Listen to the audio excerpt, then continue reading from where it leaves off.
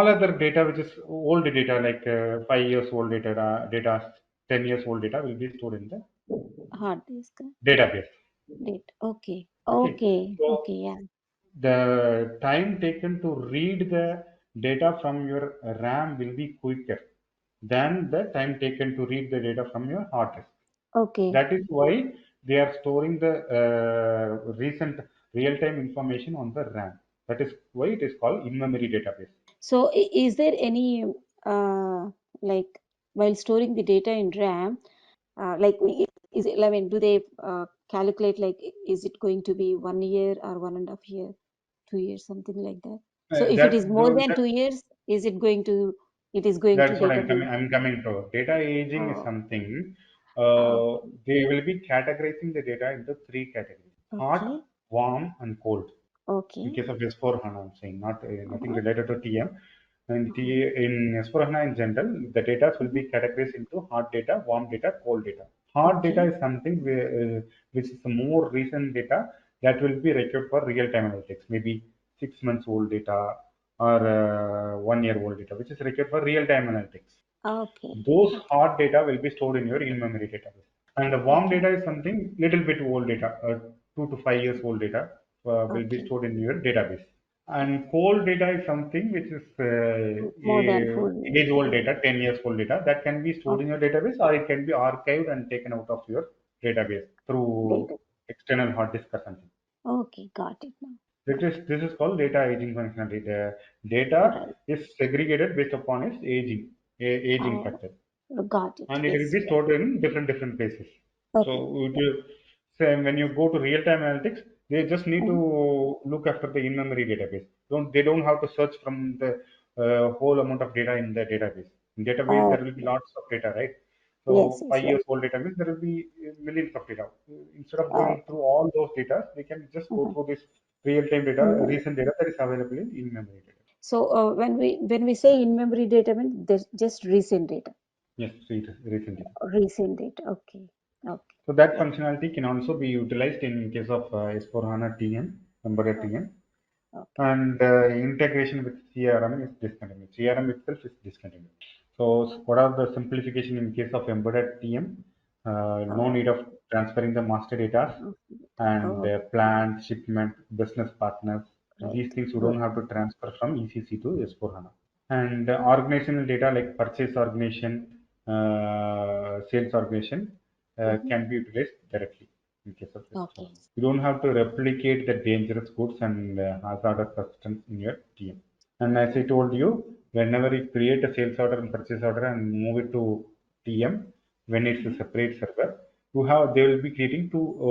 Where if you are transferring the sales orders and purchase order, OTR will be created.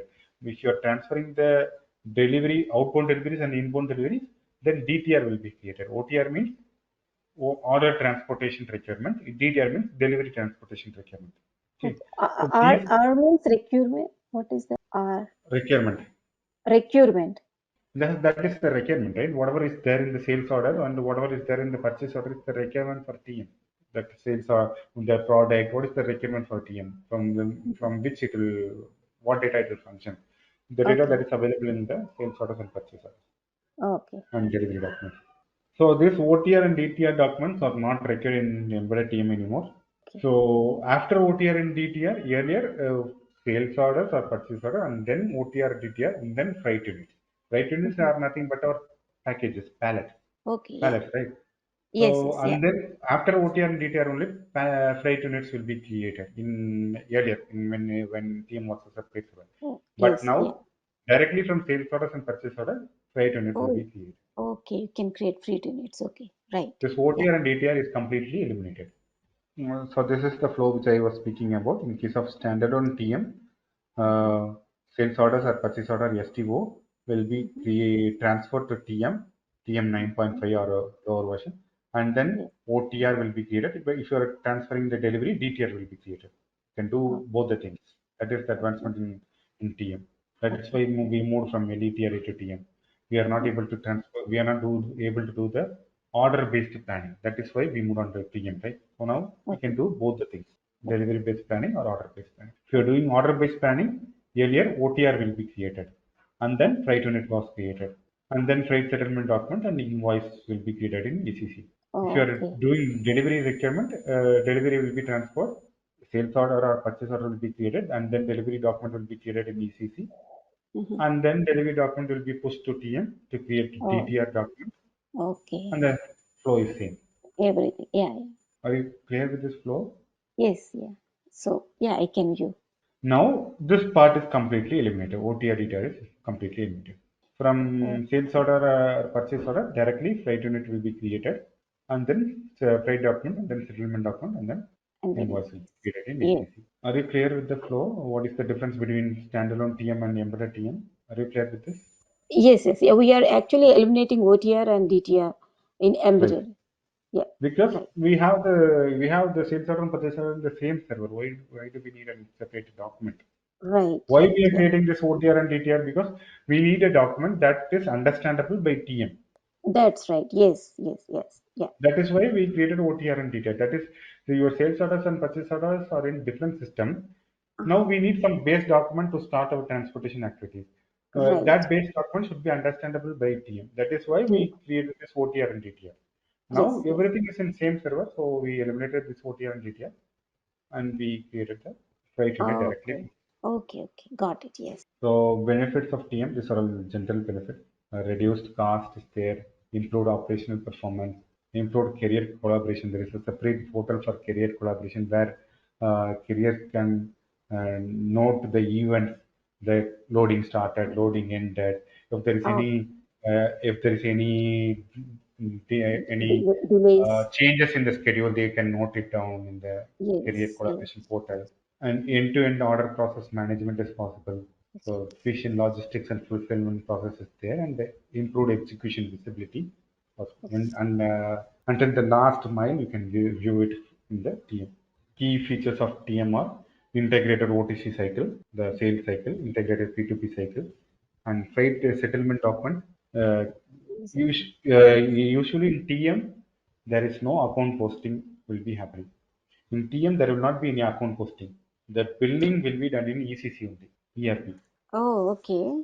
They will be creating a document called freight settlement document, and they will be sending to ECC. And in Uh-huh. ECC only, the invoice will be created. Oh, okay. Not any. Yeah, that's right. Yeah. The In case of TM due functionality of TM only till freight settlement right, document, right? yes, Yeah. So what is this carrier invoice then? Carrier same for invoice, the I know, is it going to be generated in TM itself if it is no in no, embedded? it will be pushed to ECC and it will be It should. created in. Oh, okay, okay. That will be pushed to If ECC. even if it Okay. is embedded TM, that is a different part altogether. It will not be handled by TM consultant So the functionality of TM, embedded TM, only up to freight settlement. and pushing the Oh, freight settlement document to ECC. ECC. Okay. From there on, the invoice will be generated and all taken care of by ECC then. In Got it. in TM, no account posting will be happening. So we'll be mapping our freight charges to the condition types. I hope you know about condition types. Condition types in ECC. We'll be mapping our freight charges, and we'll be doing the initial configuration for integration between freight settlement document and invoice. That's it. Okay. Once it is successful, then it's headache of ECC consultants to take care of. Oh, So these are all the business process that can be handled by TM, okay. domestic inbound, outbound, international inbound, outbound, and Okay. ocean, air, and freight can be handled by Okay. TM. I believe its initial session, we can stop until here. So we'll connect back again on tomorrow, right? Tomorrow we'll connect back.